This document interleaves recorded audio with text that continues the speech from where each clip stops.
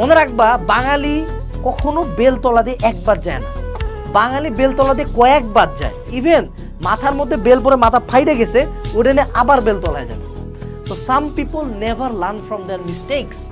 কিছু মানুষজন জীবনে কখনোই শিক্ষা গ্রহণ করে না। কখনো কি নিজের মনে একটা প্রশ্ন আসে না, এই যে একটা পোলা ঢাবিতে ফার্স্ট হইল, ঢাবিতে সেকেন্ড, বুয়েটে সেকেন্ড, আইবিএতে ফিফথ, এরকম প্রতি বছর কিছু কঠিন কঠিন প্রডিজি মানুষজন কই থেকে আসে যে এ যেই জায়গাটাতেই পরীক্ষা দেয় সব কটাতে চান্স পায়। লুক এট মি, 15টা ভার্সিটিতে চান্স পায় বসে আছি। বাট আমার এমন ফ্রেন্ডকে চিনি যার মোটামুটি পড়াশোনার সময় স্কুল লাইফের রোল আমার কাছাকাছি ছিল। এই ছেলেটা একটা সিঙ্গেল ভার্সিটিতে একটা সিঙ্গেল সিট ল্যান্ড করতে পারে না। তোমার কি পরিচিত এমন কোনো সিনিয়র বড় ভাই আছে যে একের পর এক ভর্তি পরীক্ষা দিয়েই গেছে, but every time he got one result, মামা চান্স হয় নাই? তো এই মানুষগুলোর দোষটা কোথায়?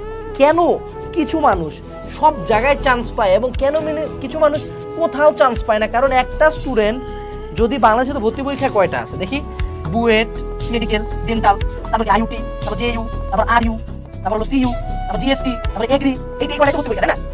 এগুলো যদি গণি 1 2 3 4 5 6 7 8, ধরে নিলাম যে 2টা আমরা বাদ দিয়েছি, ধরে নিলাম 10টার মধ্যে একটা পোলা 5টাতে পরীক্ষা দিচ্ছে, ওর তো যদি আমি পার্সেন্টেজও হিসাব করি সম্ভাবনা, তাও তো 50% চান্স থাকে যে অ্যাটলিস্ট ওয়েটিং থেকে এক জায়গায় টাইনা দেয়। কিন্তু এই পোলাটা কোথাও চান্স পাইল না। রিজনটা কি এমন ভুল সে করতেছে? কারণ প্রতিটা পরীক্ষা দেওয়ার পরে তো তার ভুল সম্বন্ধে আইডিয়া হওয়ার কথা, বাট সে কেন চান্স পাচ্ছে না সেইটা নিয়ে আজকে অ্যানালাইজ করব।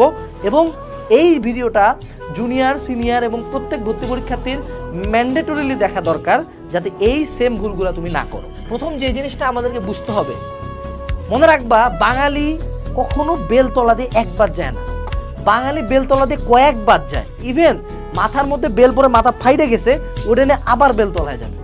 So some people never learn from their mistakes.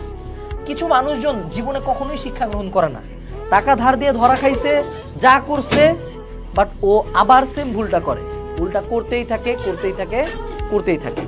তো মনে রাখবা যে যদি তুমি চান্স না পায় থাকো, এই জিনিস নিয়ে তুমি যতই বাকিদের দিকে আঙ্গুল তুলো, এই প্ল্যাটফর্ম, এই ভাইয়া, ওই ভাইয়া, এই কোচিং, বাসার সমস্যা, 4টে আঙ্গুল তোমার দিকে আছে, প্রথম দোষ তোমার, তুমি চান্স পাবে।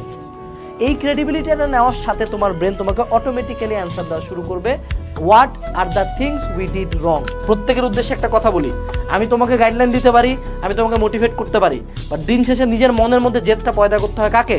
নিজেকে। মনে রাখবা, তুমি যদি জেদ না থাকে, তুমি যদি পরিশ্রম না করো, you will be a loser. বাংলাদেশে পাবলিকের সিট আছে শুধুমাত্র এইচএসসি পরীক্ষার্থীদের 10%-এর জন্য। সো 10%-এর মধ্যে থাকতে চাইলে ওরকম জেদ থাকতে হবে। এর বাইরে যদি থাকতে চাও কোনো সমস্যা নাই, হেলায় খেলায় আমাকে নিয়ে ট্রল মিম বানায় বয়কট টয়কট লিখে টাইম ওয়েস্ট করতে পারো, বাট দিন শেষে তোমার ব্যর্থতার ভাগিদার তুমি এবং তোমার সফলতার ভাগিদার সবাই।